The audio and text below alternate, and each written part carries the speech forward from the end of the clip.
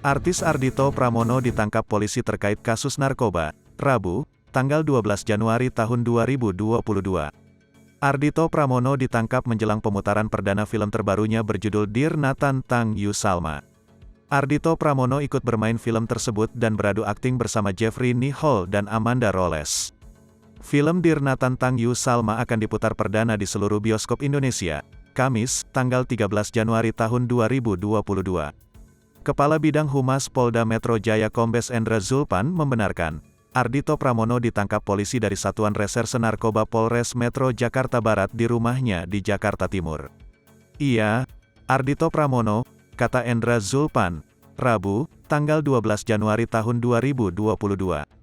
Kapolres Metro Jakarta Barat Kombes Adi Wibowo juga membenarkan penangkapan Ardhito Pramono terkait kasus narkoba. Dia aktor film layar lebar, penulis lagu dan penyanyi, ujar Adi Wibowo. Kasat Narkoba Polres Metro Jakarta Barat AKBP Danang Setio mengatakan, Ardhito Pramono ditangkap di rumahnya di Jakarta Timur. Ardhito Pramono diamankan polisi setelah diduga menyalahgunakan narkotika jenis ganja. Ardhito Pramono pernah mendapatkan Piala Citra di Malam Penganugerahan Festival Film Indonesia 2020. Ardhito Pramono membawa pulang Piala Citra FFI 2020 untuk kategori pencipta lagu terbaik. Ardhito Pramono mendapatkan Piala Citra lewat lagunya yang berjudul Fine Today yang menjadi lagu tema film Nanti Kita Cerita Tentang Hari Ini.